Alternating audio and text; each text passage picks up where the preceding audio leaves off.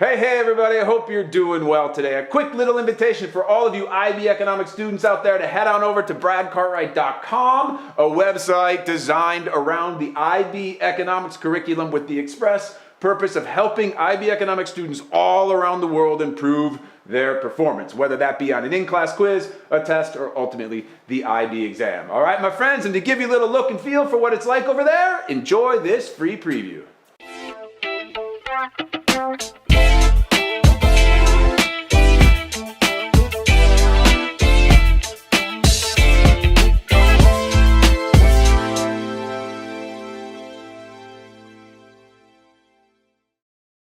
All right, now that we are moving on to our unit on government intervention, what we need to do is look at real world issue number 2 that comes to us from the IB Economics,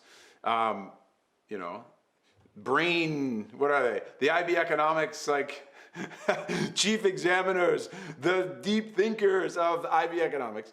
They've given us those 6 real life questions. Remember what they were? Yeah, they are the underpinnings of all of our economic studies. Okay, so we had real world issue number 1 that had to do with consumers and producers. And now we're going to take a look at real world issue number 2, which is going to be the backdrop, or maybe like the overarching question, the essential question, the driving question of inquiry for our studies of government intervention, market failure, and included in market failure are the notions of market power, which is these 4 market structures that HL students will look at, which are monopoly, monopolistic competition, oligopoly, and perfect competition. Okay, so this question is the driving idea behind our thoughts. And the question is, ready, here it is, when are markets unable to satisfy important economic objectives? When?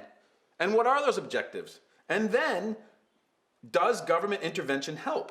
Okay, government intervention is like a parent coming in and messing up with your life, intervening in your life. Everything's fine, all of a sudden, boom, right? And sometimes you want them to intervene, and sometimes you don't want them to intervene, and actually you want to choose when you want your parents to intervene in your life.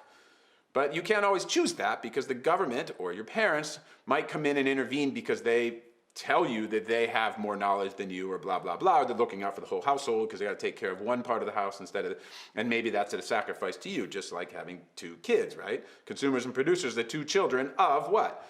Of a country, and the governments are the parents, and so they got to take care of each one of those kids, and it doesn't necessarily always, if the government intervenes for consumers, that might not be good for producers. If they make minimum wages, that helps consumers because those are the workers, but it doesn't help producers because their costs go up, okay? So, real world issue number 2, when are markets unable to satisfy important economic objectives? And then, does government intervention help? And the types of government intervention that we're going to look at are indirect taxes, per unit subsidies, quotas, price controls, price floors, price ceilings, minimum wages, and then also just the overriding influence of government when it looks at the different market structures underneath market power of, say, a monopoly. Should the government intervene? Are monopolies sometimes good? What about an oligopoly? What about monopolistic competition? Should the government intervene in that regard? Okay, so there's the driving question. Now, in order to understand that question better, the IB has given us these conceptual understandings, and the conceptual understandings are that the market mechanism may result in socially undesirable outcomes than do not achieve efficiency, environmental sustainability, and or equity. The market mechanism is a fancy way of saying the free market. We all know that the free market doesn't necessarily create efficiency, it doesn't necessarily create sustainability, it doesn't necessarily create equity. So who's in charge of fixing it? The parents. Who are the parents of an economy? The government, okay? Market failure, that is this notion that the market fails to have this perfectly efficient outcome.